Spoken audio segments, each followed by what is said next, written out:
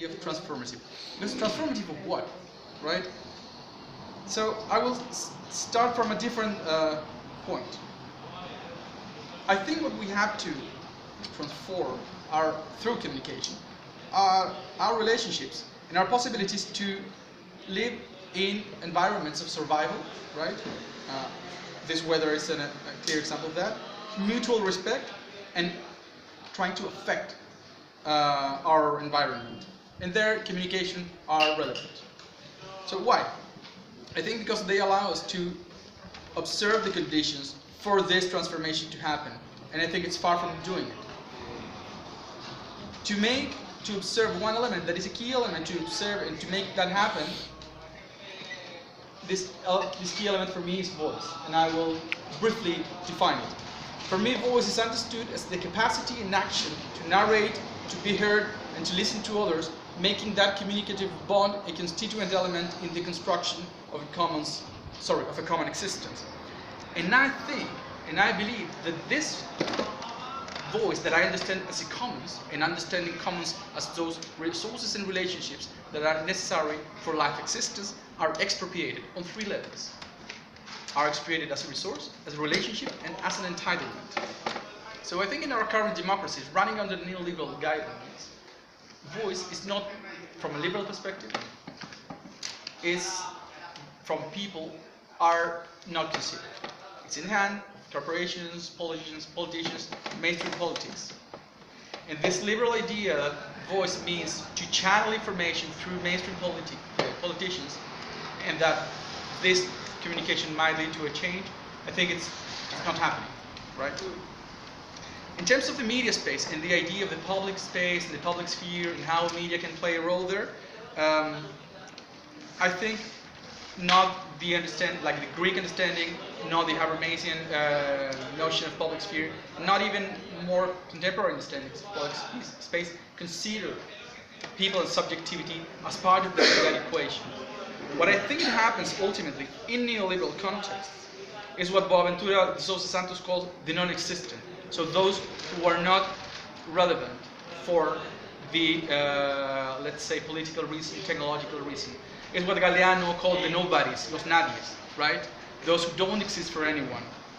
So I think the pivotal and key, maybe wish to embark on a transformative communication is to acknowledge the conditions in which that voice is, right? And in that position, I think that any transformative communicative action should be subversive, should break the logics of neoliberalism, should break the 24/7 logics of time, should break the way in which cities run just because of the flow of money, just because of financial needs. So what is our pace in that 24/7 time? I remember all the time the case of the Zapatistas, for instance, and how they give a SHIT about the time put by the government for them to deal with their issues. I don't care about that time. I'm going to take all the time I need for the sake of our communication or our bond. So I think through the subversive acts that, in the case of the Chilean student movement, for instance, happened in occupying spaces and occupy time just to communicate to each other, because we need that time, otherwise how are we going to do it? Those subversive actions are needed as part of a cogeneration of this voice in realms of trust, breaking these logics of space and time, a co-cultivation of voice in terms of having and allowing our subjectivity to get in, so having multiple entries to discuss about life in common. Not because I'm a maid, not because I'm a worker, I'm not allowed to bring my subjectivity to this discussion. And ultimately, I'm thinking about the co-creation of voice in instances of non-oppression. And I'm thinking especially about the day after a revolution, the day after your party wins, the day after in which your, let's say, left-wing revolution triumphed. Are we equipped to not repeat these logics of oppression? I'm thinking of Freire in this, the oppressor inside. So how do we do that? So how subversive are our, let's say, our path towards power if we are condemned to repeat the same communicative logics we have?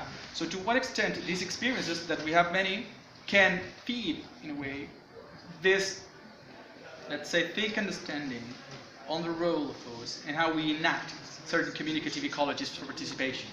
I think it's really good to have experiences, but I think sometimes we need to give a little step forward. So now we know we're not running late. We've just taken a Zapatista-style approach to timekeeping, right? A different conception. Different conception. It's fine. It's fine now. Can I just say one thing to extend the point you make? The idea of time, right? Challenging the time that is imposed upon us by the elites above us, right? I wonder too if we oughtn't think about our own values. If we reflect critically on what we value in life, is it really all about living as a human being? Is it really about earning money? Or is it about reproducing a family, a community? I think if we're going to have, I think, a serious debate about these structures of dominance over our lives, we have to have a serious debate about what we actually value as human beings. Reproducing nature also and life. Maybe Toby can speak a little bit about this or. Sure. Entonces, un problema con la filosofía de comunicación y a través de las ciencias humanas. One problem with theories of communication right across human sciences es la idea de cambiar y crear semiosis, the idea of change and creating semiosis. Si está leyendo a Hegel, ¿no? If you're reading Hegel, por ejemplo, los cursos sobre historia, la filosofía de historia, if you read Hegel, the lectures on philosophy, history and so on, siempre está diciendo los indígenas no tienen derechos porque no están cambiando su espacio y no están creando signos, significados, ¿no? Indigenous people don't have rights to the place where they live because they're not changing the place and because they're not creating culture in the sense of semiosis. Y a través de casi todos los teóricos claves de la modernidad, desde la perspectiva occidental, a este sentido de la necesidad de cambiar, de destruir, de reconstruir y de crear marcas permanentes de cultura. Right across the history of modernity, there is this notion of the necessity to destroy and recreate and generate semiotic markings that will be permanent in order to legitimize your activity. Pero al mismo tiempo, si se está leyendo muchos antropólogos, sociólogos clásicos, at the same time if you're reading many sociologists and anthropologists from this classic era. Por ejemplo, Levi-Strauss, por ejemplo, Durkheim, por ejemplo, Ruth Benedict, por ejemplo, Marcel Mauss. Todos están diciendo, a causa de la modernidad, hemos perdido nuestros seres humanos. All these famous thinkers, and I could name many more from Freud through Lyotard, are saying, because of the nature of modernity, we have lost the essences of ourselves. And es a causa de como la disputación, la confrontación, el sistema parlamentario y también las fábricas de industrialización. We've lost this sense of self through disputation, confrontation, through the deputization of authority to parliaments, and because of the billowing smokestacks of industrial modernity. Y la única manera en donde se puede recapturar este ser humano es por el indígena. Entonces es fascinante. The fascinating thing about this is that these people say the only way we can find out who we really are through the smoke clouds of modernity is through the indigenous. So por un lado, están dedicados totalmente a esta herencia hegeliana. Por otro lado, todos escriben sobre los aborígenes australianos. They all write about Aboriginal Australians. They all say, in the ways of social organization, of marriage ritual, of the ceremony of death, of passing from Aboriginal Australians, thereby can we understand the social organization of ourselves that we have lost.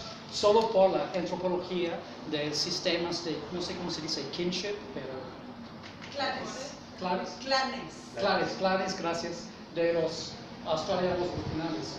Podemos recapturar nuestro sentido de nuestro ser humano. Y es por este conflicto entre, por un lado, la herencia hegeliana de modernización de esta teleología. It's through this mixture of the teleology of Hegelian modernization, y por otro lado, esta nostalgia por el pasado perdido y la posibilidad de reencontrarlo en una romantización del mundo, que hay posibilidades. It's through this mixture of, you know, not only the modernization rhetoric, but the nostalgia for what has been lost, and this romanticization, frequently, of the indigenous person and their culture, that there are possibilities for very interesting new developments in communication. Thank you. I think this has been a genuinely pluriversal discussion, and I think we could open it now to the audience for discussion. So any comments or questions? John? No. Comments or reactions? Hay comentarios, preguntas, We can do. infiltraciones. We need time to think about it. So let's just take the time. Lunchtime. No, not that much. We need to think. I mean, it's too much really for the time we've got. What you were saying is very interesting. I don't know. I was thinking, but who created I mean, it was we that also created this modern world, and I agree that there's going to be romanticization. On public policies, I just wanted to comment on one thing, if there's no other pressing questions. Just to say that we've heard the word participation quite a lot this morning, and another thing that I work on quite a bit are participation mechanisms, and how we actually structure public policies which permit participation. And I have to say that for all the experimentation that's been done around the world since the sort of Puerto Alegre in the 80s, the participatory budget, up to the last government of Madrid in the last 4 years, which was doing some fascinating things, getting really serious numbers of people, up to 500,000 people, to participate in decisions on budgets, on the use of public spaces, and other questions. So a lot's been done on participation, but I really think we're only at the very beginning of constructing public policies and laws which permit genuine participation to take place. Really only at the beginning of it. It's something that's proving very difficult. It's a very complex thing. How do you get participation right? How do you ensure that participation isn't captured by certain interest groups as well? And what's the role of media, and this is where I bring it back to the sort of link with the community media as well, to the extent that public governments are, and this maybe goes to what you were saying, Jorge, how do we stop ourselves falling into the same patterns once we've, you know, there's been some change of government. How do we do it right? How do we structure participation well? And how do we use the media to amplify that participation? I think that those are questions that we're only still really at the beginning of. But I think there's a lot of work to be done. And given the really important issues that are facing us, the climate issues, environmental issues, for example, that's something that's very pressing. We have 3 interventions now. Okay. First, Claudia. I just keep thinking that some of the very broad, important concepts that have been discussed, like rights and participation and time and America, they all come from a Western colonial perspective. We have to start, and that goes on into the digital world. The digital world is just the image of the physical world, which is also colonial, modern, European, Western. So I think we also need to start raising questions about how can we deconstruct our way of seeing the world, understanding the world, positioning ourselves in the world, without this notion of superiority and dominance that we live in. Either because we assume that we are the dominant party, or because we assume that we are, the dominees. And that is a very important debate that goes through all realms of life, not only media, not only community communication or digital technologies. But I think it's very important. And I was just thinking about this when, of course, the reference to this notion of the indigenous peoples or the Aboriginal Australians and how we have to look at them because we know what we have lost. Indigenous peoples change all the time. They have been changing and evolving as well in their own terms. Of course. homogenize everything, commodify everything, and see everything from a very tubular perspective instead of broadening and opening the debate to opening our ways of thinking. Yeah, Toby made that critique, but Yeah. first we take all the questions and then you respond. Dorothy, and then... Yeah, I don't know whether this is I'll try and make this into a question. I think we're at a really interesting moment, and I want to follow up on what Claudia said about the anti-colonial moment, which for indigenous people might be decolonizing, but for myself and other settlers, it's more challenging the knowledge system and also the political economy. First off, I always worry about we. I don't think there is a we. I think there's a lot of different subjectivities, and we need to talk about that. But I want to just sort of name something and ask you to respond to it. I think at this moment, and I'll work on Toby's discourse, that we've got a moment of struggles, of social, political, economic struggles at the material level, at the territory, and at the immaterial level in cyberspace. And it's a really interesting moment for me because there is now threads of connection. They're not very strong, but there are threads of connection. So there are indigenous and environmental and citizens groups challenging the extractivist moment in the Americas. Because the US dominates the media, they get to dominate the language, so they're the only Americans, but just a joke. Okay, so in the Americas, there is this movement against reprimarization, so that we are just raw resources for the US. And it's either called anti-extractivism or whatever. And at the same time, it's based in movements that are returning primarily to indigenous land. And at the same time, using social media to connect locally, nationally, transnationally. And I say this as a question to pose like 2 or 3 things, and it's partly what Jair was saying before. How do you connect this moment to what you were talking about, either in terms of the commodity chain and the environmental, or in terms of the movement to take regulation into the hands of democracy, whatever way you understand that, or anti-imperialism in, I don't know how you understand it, but Okinawa, I'd say, they say it's anti-imperialist, right? Or, to me, the commons is both a material and an immaterial movement. So I don't know whether I was able to do that well. But... Exactly. Okay, so how do you deal with this? I'm going to call it the anti-colonial movement, which is a re-going back to territory, and at the same time having a planetary perspective. I wouldn't frame it as going to... Well, you can frame it wherever you want to. Yeah.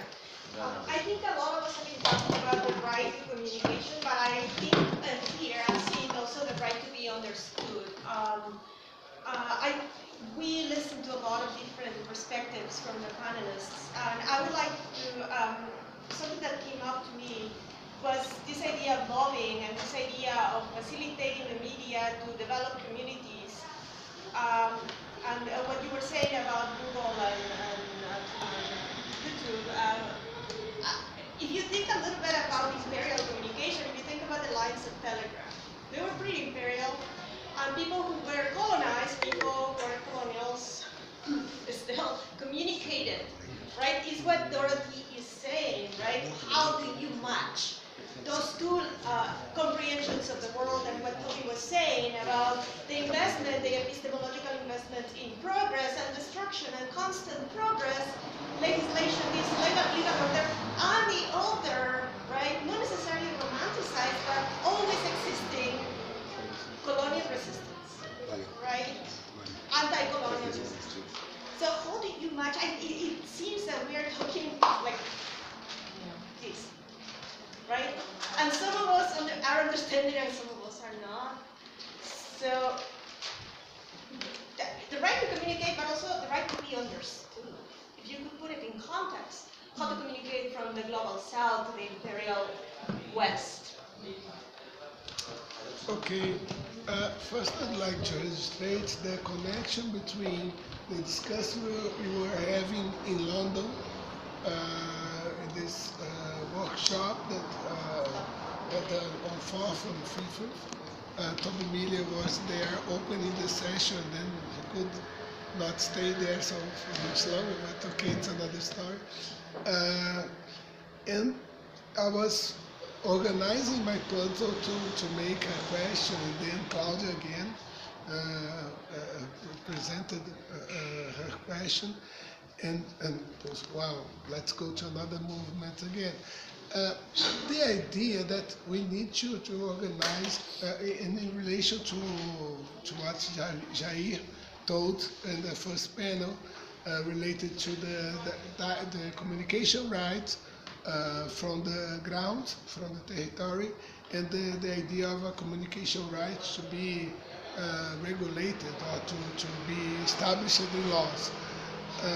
Of course, there are some incomes that we need to establish, or that the communities are establishing, the many groups are establishing in relation to their activities, but for their sustainability, for their continuity, we need to visualize it, to see it by means of regulations.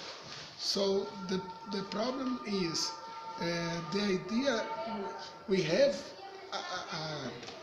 a kind of indifference or complaining, or it sounds strange for us, the idea of dealing with politics. But people that were in the 15M, there in Rio, in the movements of 2013, of July, our Occupy movement, we have almost the same idea that the expressions of indifference in relation to the institutional policy brought this movement of the ultra-right to the streets and to the demands of a new kind of policy by their way of thinking. So we are facing the idea of bringing back the reference of the representative democracy. It was kind of a theme related to the last elections of the European Parliament. So I think we could, this connection is necessary to think about communication issues and also the community communication sector. Yeah, hello, I'm Sophie. So maybe a quick question. So I'd like to go back to what Toby talked about with regards to the fantasy that tech companies are creating. And so one way to break that fantasy is, as you said, it's to show the materiality of technology, how things really work and how it affects workers, among others.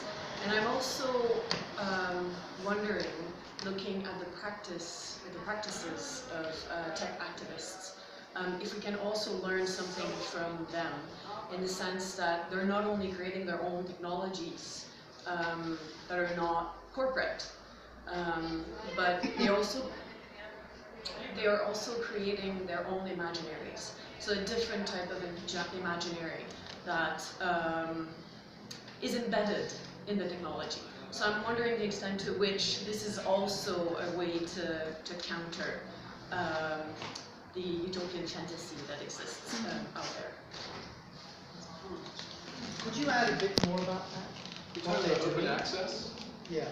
If I'm talking about open access? Are you referring to open access No. technologies? No, I'm talking about technologies that are different types of technologies that are creating, like Rhizomatica, for instance, would be one of these that I think you're going to be talking about tomorrow, that is based in Mexico. So just like thinking about technologies that are completely radically different than corporate surveillance-based analytics, but not necessarily. I'm thinking about, you know, feminist servers. I'm thinking about like feminist tech infrastructural projects that are going on at the moment that are very subversive, that are under the radar, that are kind of, you know, what I term fugitive. So I'm talking about those initiatives that are not, you know, in the mainstream, and the imaginary that is created along these technologies. I just wanted to respond a little bit to the America and Americas. You know, as scholars, as people who write and who have the attention of students and other communities, we can begin just by decolonizing a little bit our language and maybe just start referring to Yayala,